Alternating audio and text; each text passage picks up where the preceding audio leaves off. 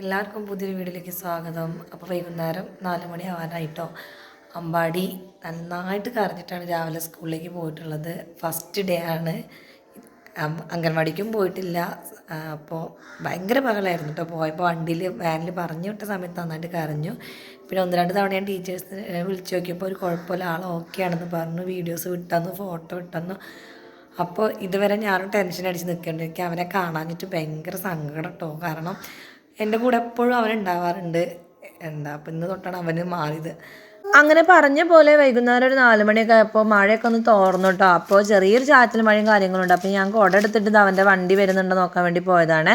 അപ്പോൾ പെട്ടെന്ന് തന്നെ വാന് വന്നു കേട്ടോ. അപ്പോൾ സച്ചും കിച്ചും പിന്നെ ആദ്യം തന്നെ സ്കൂളിൽ പോയി ശീലമുള്ളതുകൊണ്ട് അവരെ സ്കൂളിൽ പറഞ്ഞയക്കുന്ന സമയത്തൊന്നും എനിക്ക് ഇതുപോലത്തെ ഒരു ടെൻഷൻ അനുഭവിക്കേണ്ടി വന്നിട്ടില്ല കേട്ടോ. കാരണം അവരാരും കരഞ്ഞിട്ട് ഇതുവരെ സ്കൂളിലേക്ക് പോയിട്ടില്ല. അവർക്ക് 2 പേർക്ക് സ്കൂളിലേക്ക് പോകാനും ഫ്രണ്ട്സിൻ്റെ കൂടെ കളിക്കാനൊക്കെ ഭയങ്കര ഇൻട്രസ്റ്റ് ഉള്ളതുകൊണ്ട് അവരുടെ കാര്യത്തിൽ ഇതുവരെ എനിക്കൊരു ടെൻഷന് ഒരു ദിവസം പോലും അനുഭവിക്കേണ്ടി വന്നിട്ടില്ല.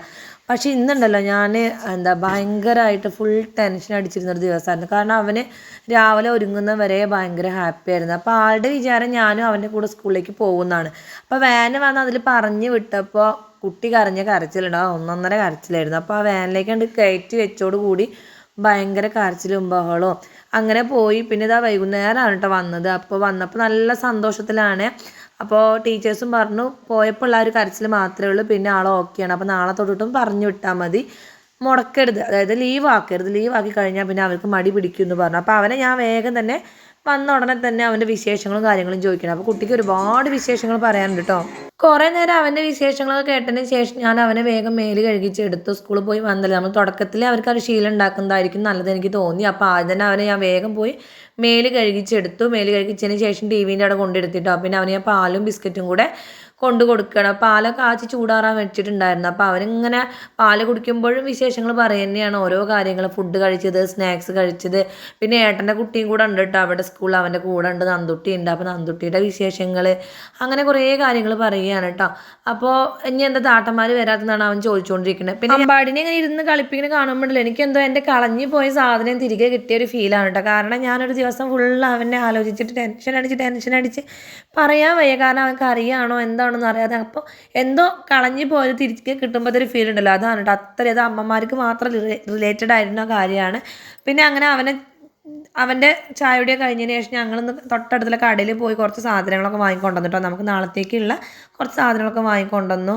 അപ്പോൾ വേഗം ചായയൊക്കെ ഉണ്ടാക്കി വെച്ചു. ഇനി കിച്ചു സച്ചു ഏകദേശം വരാനായി. അപ്പോൾ അലക്കിയിട്ട ഉണങ്ങിയ തുണികൾ കേട്ടോ മടക്കി വെക്കുന്നത്. അപ്പോൾ നമ്മുടെ വൈകുന്നേരത്തെ കാര്യങ്ങൾ കൂടെ നമ്മൾ നോക്കണമല്ലോ.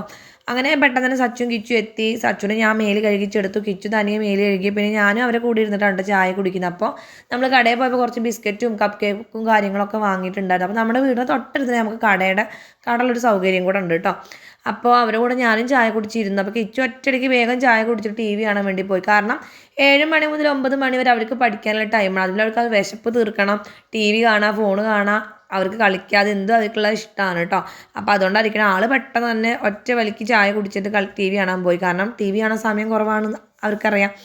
പിന്നെ സച്ചുട്ടിന് അവൻ്റെ ലഞ്ച് കിറ്റൊക്കെ കൊണ്ടുവന്ന് തരുന്നുണ്ട്. അപ്പോൾ അവൻ ഓരോ കോമാളിത്തരം കാണിക്കാൻ കേട്ടോ. സച്ചുട്ടിനാണ് ഇവർ 3 പേരിലും കുറച്ച് ആക്റ്റീവ് കൂടുതലൊരാൾ. അങ്ങനെ കുറച്ച് പാത്രങ്ങളൊക്കെ കഴുകാണ്ടായിരുന്നു. അവരുടെ ലഞ്ച് ബോക്സും കാര്യങ്ങളും അതൊക്കെ കഴുകി വെച്ചു. രാത്രിത്തേക്കുള്ള ഫുഡ് ഉണ്ടാക്കണം. അപ്പോൾ ചപ്പാത്തി മീൻകറിയാണ്. പെട്ടെന്ന് തന്നെ അതൊക്കെ റെഡിയാക്കി എടുത്തതിന് ശേഷം പിന്നെ അവർ പഠിപ്പിക്കാൻ വേണ്ടിയിരിക്കണം. അപ്പോൾ നമ്മുടെ വൈകുന്നേരത്ത് കുഞ്ഞു വീഡിയോ വീണ്ടും കാണാൻ